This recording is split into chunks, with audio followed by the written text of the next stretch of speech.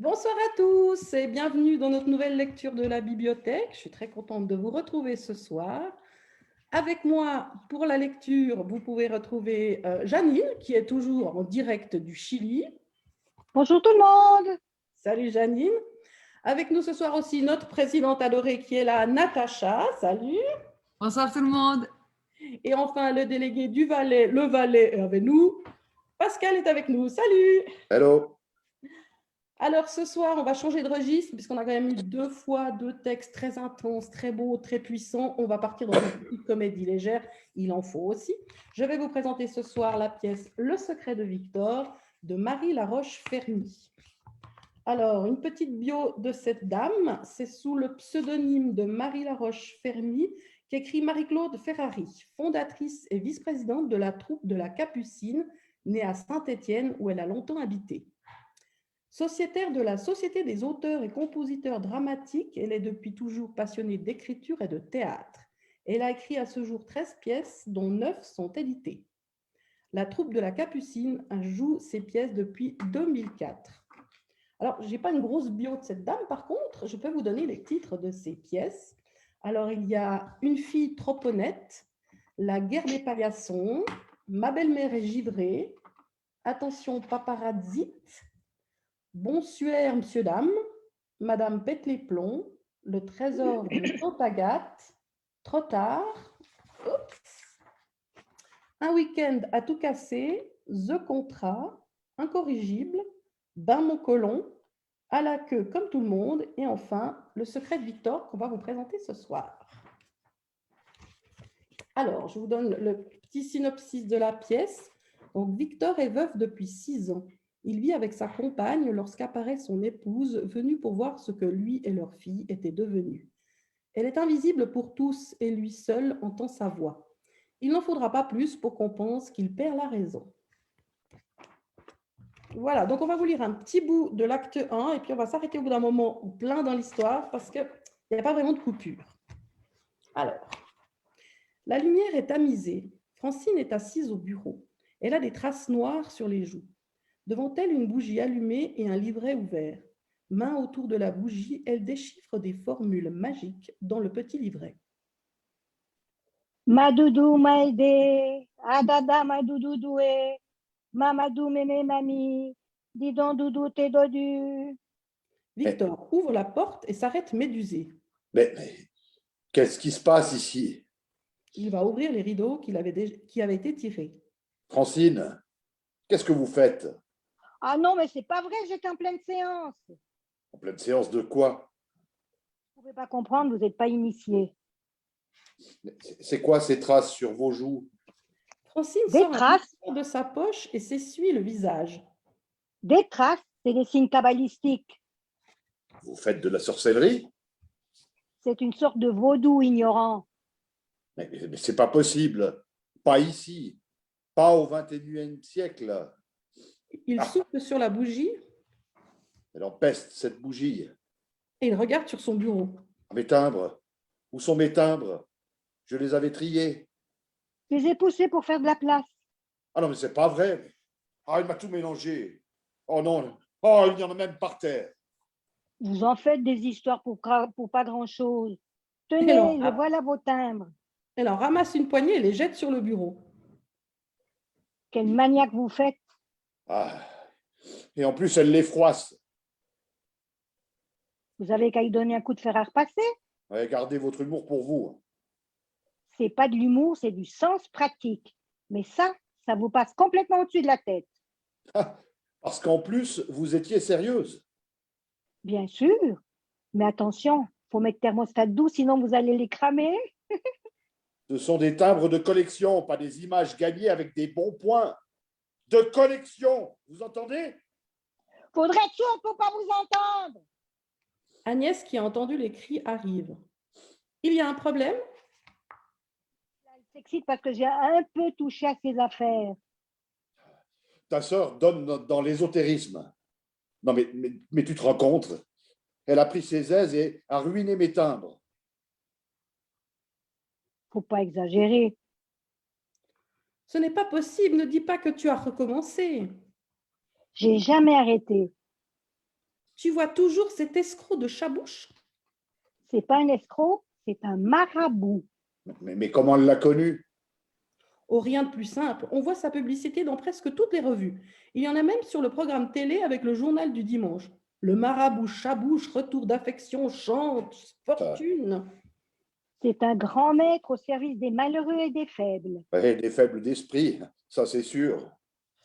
Ce charlatan ne veut qu'une chose, ton argent et celui de tous ceux qui croient venir trouver du réconfort ou une solution à leurs problèmes. Il m'a dit que j'allais enfin trouver l'amour.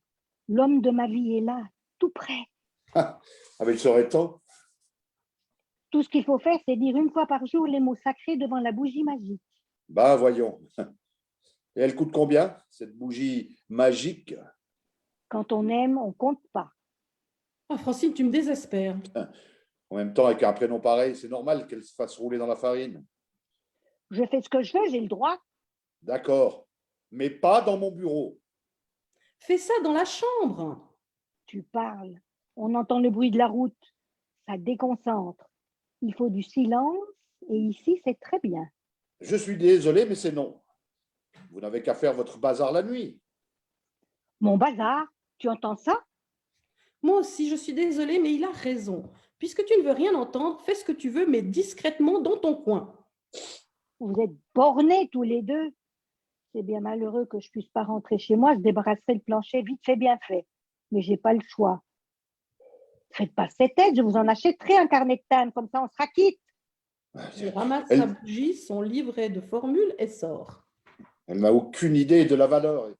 Et en plus, la voilà fâchée maintenant. On va avoir droit à la soupe à la grimace tous les jours. Elle restera même peut-être moins longtemps que prévu. On lui a dit une dizaine de jours. Le voisin du dessus était en vacances. La fuite d'eau a été importante. Il faut attendre que ça sèche avant de faire les réparations. Hein. Bon, je n'ai plus qu'à recommencer. Tu as le temps. Alice et Sébastien n'arrivent que dans 1 heure. Victor s'assoit à son bureau. Détends-toi, ça ira. Je ferai en sorte que tu aies la paix. Elle lui fait une bise et s'en va. Il prend son album, réunit ses timbres, commence à faire le tri, essaye de les lisser avec la main, il soupire. Ah, quel gâchis! Je n'y crois pas. Sophie apparaît derrière sa chaise, habillée de blanc, le teint pâle. Elle le regarde attendrie. Elle veut mettre une main sur son épaule, mais c'est comme si une vitre la séparait de lui. Agnès toque doucement à la porte. Qu'est-ce que c'est encore? Elle entre avec un plateau sur lequel il y a une tasse. Ce n'est que moi, mon chéri. Tiens, j'ai pensé qu'une petite infusion de tilleul t'aiderait à te détendre. Non, mais ça va, je t'assure. Tst, tst, tst, je te connais bien. Avale ça. Allez, pour me faire plaisir. C'est bien, je ne te dérangerai pas plus longtemps. Elle repart avec le plateau sur la pointe des pieds. Elle est aux petits soins, dis donc. C'est vrai. Elle est très attentionnée. Mais qui a dit ça? Qui a parlé? C'est moi. Il se lève d'un bond, affolé, et regarde autour de lui. Qui ça, moi? Où? Non seulement tu m'as remplacé, mais en plus tu ne reconnais même plus ma voix. Il court dans tous les sens, regarde sous les meubles. Sophie? C'est toi, Sophie? Tu te souviens de mon prénom, c'est déjà ça. Mais ce n'est pas possible. On me fait une blague. Je t'assure que non. Il continue de chercher, regarde dans les rayons de la bibliothèque, dans le placard, derrière les tableaux. Il y a sûrement un haut-parleur quelque part. S'il y en a qui trouvent ça drôle, moi, ça ne m'amuse pas du tout. Agnès! Agnès! Agnès accourt. Mon chéri, mais qu'est-ce qui se passe? Ta bobonne s'inquiète, on dirait. T'as entendu? Tu as entendu? Bah oui, je t'ai entendu. Il faut dire que tu as crié assez fort pour m'appeler. Non, je parle de maintenant, là. Celle qui vient de parler, qui vient de dire. Ben, qui ça? Dis quelque chose, toi. Mais que veux-tu que je te dise? Mais non, pas toi. Elle. Je ne comprends pas. Je veux bien faire un discours si ça te fait plaisir, mais il n'y a que toi qui peux m'entendre. Il n'y a que moi. Mais oui, voyons, il n'y a que toi. Je n'ai personne d'autre dans ma vie. Mais qu'est-ce qui t'arrive? Une crise d'angoisse, c'est ça?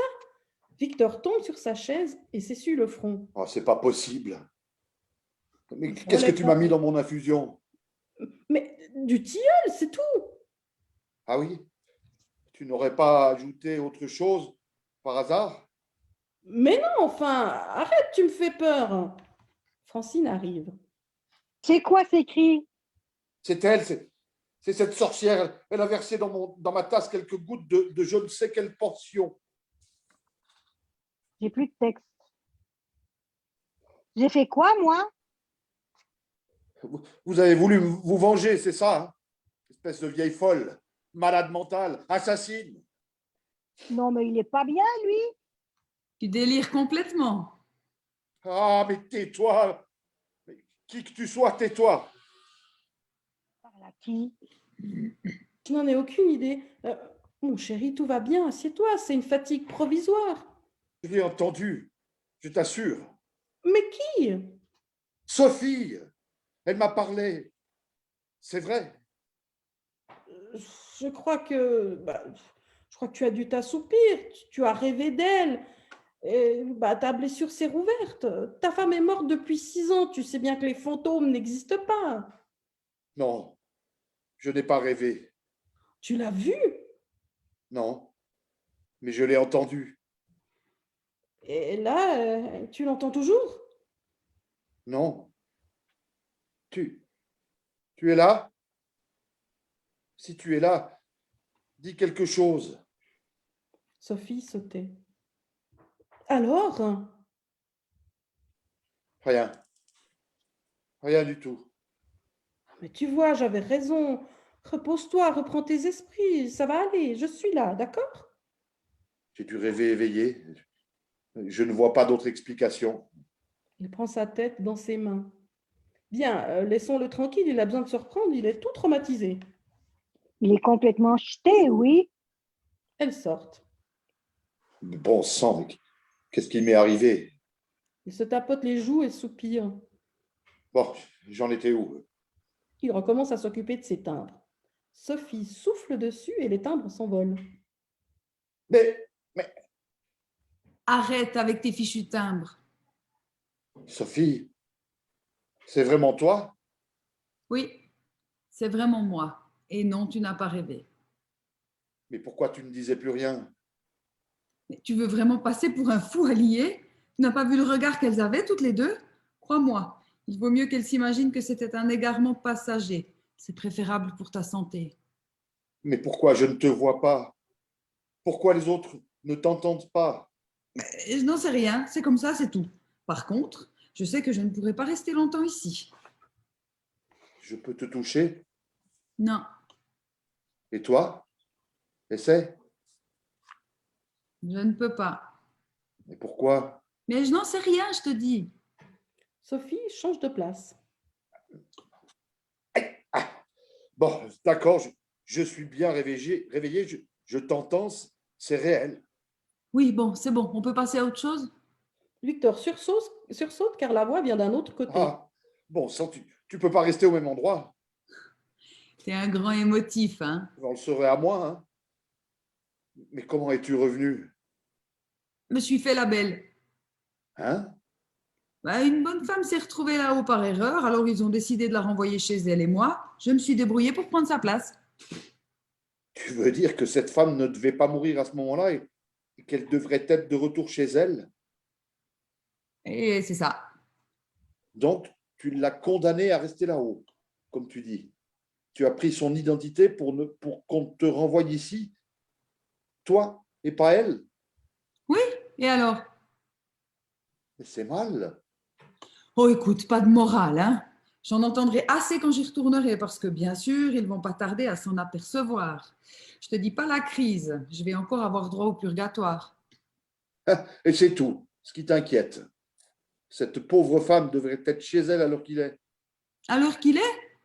Mais mon pauvre chéri, là-haut, le temps n'existe plus. C'est l'éternité. L'éternité, tu comprends? Pas trop, non? Je voulais tellement savoir ce que vous étiez devenus. Mais tu ne nous voyais pas de là-haut? Mais pas du tout, mais c'est du folklore, ça. Les gens veulent y croire pour se rassurer. C'est pour ça que je me suis débrouillée pour venir. Apparemment, ça a l'air d'aller pour toi. Je vois que tu as refait ta vie. On ne refait pas sa vie. On continue. C'est tout. Belle phrase, mais qui me laisse froide, si je peux dire. Quand je pense que tu disais ne pas pouvoir me survivre si toutefois je partais avant toi, tu parles. Ouais. J'ai pensé au suicide, mais je n'ai pas pu m'y résoudre. Ben, heureusement. Et c'est tant mieux parce que là-haut, ils n'aiment pas qu'on prenne ce genre d'initiative. Ce sont eux qui décident, sinon ils ne sont pas contents, hein. Ils sont susceptibles. Alors, tu ne peux pas savoir. Hein. J'ai pensé à Alice. Elle avait perdu sa mère. Je ne pouvais pas la priver de son père aussi. Elle réapparaît d'un autre côté. Tu as fait ce qu'il fallait. Ah! Ah! Il n'empêche que moi, je n'aurais pas pu vivre avec quelqu'un d'autre que toi. Tu n'en sais rien. Aussi, j'en suis certaine, à 100%. Tu es bien comme tous les hommes, tiens, incapable de te débrouiller tout seul. Je vis avec Agnès seulement depuis 1 an. Les 5 autres années, on n'était que tous les deux, Alice et moi. 5 malheureuses petites années, tu parles d'un exploit. Remarque, en y réfléchissant, c'en est un quand même. Hein. 5 ans à manger des pâtes mal cuites et des surgelées. Et voilà, encore, toujours des reproches. Tu es toujours aussi râleuse. Agnès, elle, me laisse tranquille. Tu m'étonnes, c'est pas elle qui doit faire des vagues. Une vraie chiffre molle, celle-là. Peut-être, mais c'est reposant. Tant mieux, tu mourras d'ennui. Ça t'évitera de souffrir. Hein, c'est malin. Il boude. Et voilà. Fin de notre lecture. Merci. Merci. Merci pour ce petit début de comédie. On ne sait pas ce qui va arriver après. Si ça vous intéresse de la lire, si vous êtes intéressé à la jouer, n'hésitez pas à la commander à la bibliothèque. Hein, donc, elle est disponible. Et puis, alors, mes petits loulous, pour ceux qui veulent, je vous retrouve dans 2 semaines. Hein, pour une autre lecture. Merci beaucoup. Avec plaisir, bye bye. Merci. Au revoir. Merci À bientôt. d'avoir suivi. Je Bonsoir. fais plein de gros poutous. Et puis, comme vous avez entendu, on va peut-être pouvoir retourner au théâtre. Ça va être bien. Allez, profitez bien. Et à dans 2 semaines. Ciao, ciao. Merci. Bonne soirée, merci Sandra, bye bye. Bye bye. Ciao. Bye.